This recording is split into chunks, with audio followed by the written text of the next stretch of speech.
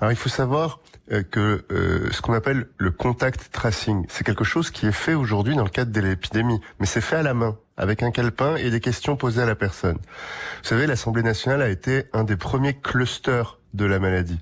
Et donc beaucoup de mes collègues qui ont été testés positifs au mois de février, vous savez, on était encore en stade 1 et 2. En stade 1 et 2, on cherche encore à savoir qui on a pu infecter pour essayer de limiter la diffusion.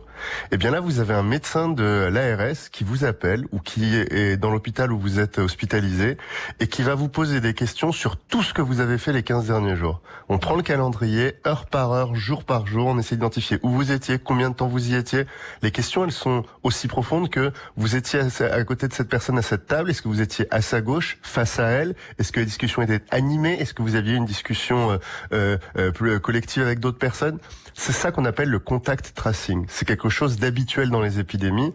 C'est ce qui permet d'aller prévenir toutes les personnes qui ont pu être contaminées pour qu'elles puissent, elles aussi rester en quarantaine chez elles, et deux, écouter leur corps à l'approche de premiers symptômes. Ce qu'apporte une application de contact tracing, c'est d'apporter l'exhaustivité que le numérique va permettre en enregistrant pour vous sur votre téléphone tous les contacts que vous avez eus avec d'autres gens pendant 15 jours et les effacer au fur et à mesure. Et le jour où vous êtes testé positif, eh bien vous demandez à l'application qui je dois prévenir, ou plutôt toi application, peux-tu prévenir toutes les personnes que j'ai rencontrées les 15 derniers jours, et là on pourra ajouter des règles, plus de 1 heure, plus de 15 minutes, à une proximité très forte, sans qu'elles sachent que c'est moi. Et il faut savoir que dans toutes les options technologiques, pardon. Oui.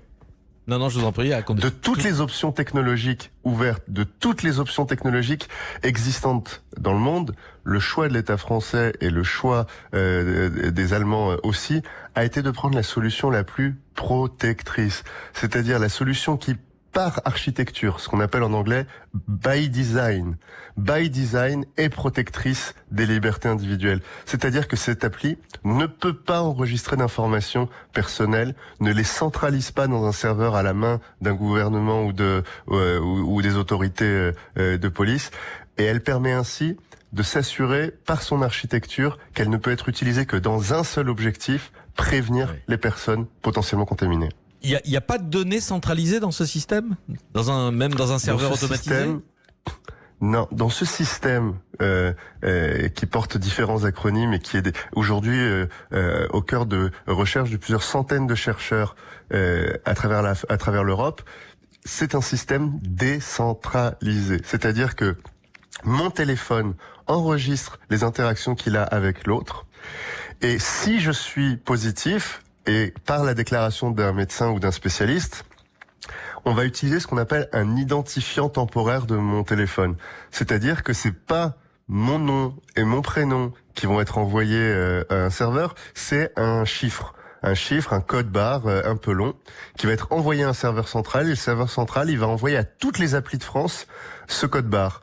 Et il va dire à toutes ces applis, si vous avez dans votre base locale à vous enregistré ce petit code barre, ça veut dire que la personne qui détient ce téléphone a potentiellement été contaminée. Donc vous voyez, en fait, bien c'est un serveur système central globalement. Ouais.